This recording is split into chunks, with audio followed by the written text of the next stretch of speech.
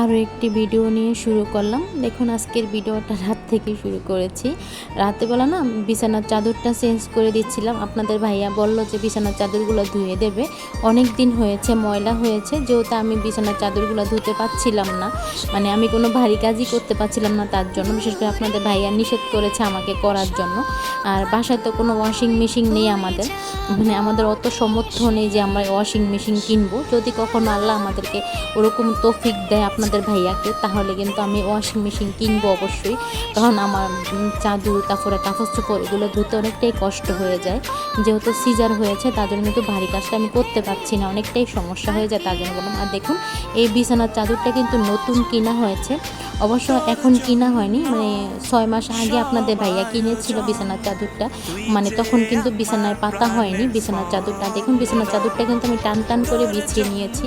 আমার কাছে না বিছানার চাদর যদি টান টান করে বিছানো না হয় তাহলে আমার কাছে ভালো লাগে না, মানে টান টান থাকলে আমার কাছে দেখতে ভালো লাগে, তার জন্য। আর দেখুন এতটা গরম পড়ছিল কি বলবো।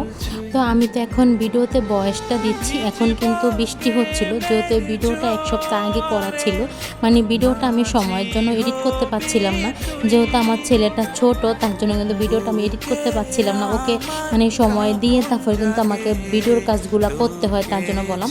আর বেশিরভাগ ক্ষেত্রে আমি চেষ্টা করি মানে ভিডিওগুলো করে রাখার জন্য, পরে হয়তো বা আমি ভিডিওটা এডিট করে তারপরে কিন্তু কথা রেকর্ডিং করে নিই। বলবো এতটা গরম পড়ছিল, মানে বলে বোঝাতে পারবো না, আমার কাছে অনেকটাই খারাপ লাগছিল কাজ করতে।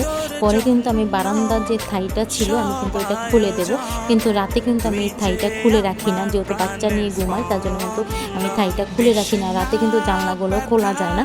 আসসালামু আলাইকুম everyone, welcome to back to my channel.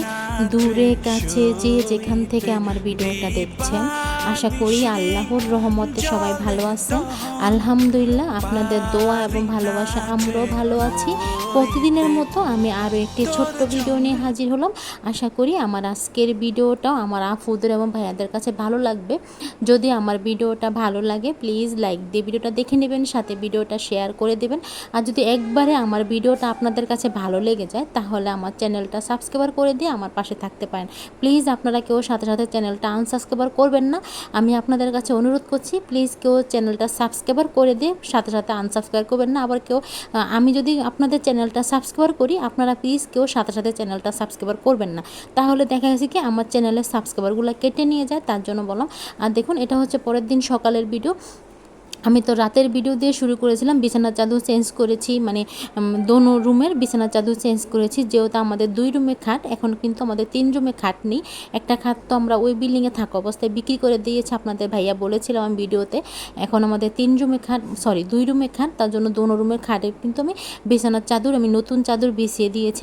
আর আমি না আপনাদের ভাইয়াকে বলছিলাম যে আমাদের আগের যে বিছানার চাদরগুলো ছিল, একসাথে যে অনেকগুলো চাদর কিনেছিল আপনাদের ভাইয়া, ওই চাদরগুলো না নষ্ট হয়ে গিয়েছে, কোনো চাদরের রং জ্বলে গিয়েছে, কোনো চাদরের আবার চিতাই পড়ে গিয়েছিল, মানে চাদরগুলো নষ্ট হয়ে গিয়েছে। বিছালের চাদরগুলো ভালো দেখা যায় না, বিছানায় পাতলে দেখা যায়, খারাপ দেখা যায়, তার জন্য আপনাদের ভাইয়াকে বলছিলাম আবার একসাথে যাতে ঢাকার থেকে চাদর কিনে নিয়ে আসে, একসাথে অন্তত 2টা করে যদি চাদর নিয়ে আসে প্রতি মাসে, তাহলে কিন্তু আমাদের জন্য সুবিধা হবে, যেহেতু আগের চাদরগুলো নষ্ট হয়ে গিয়েছিল, তার জন্য বললাম।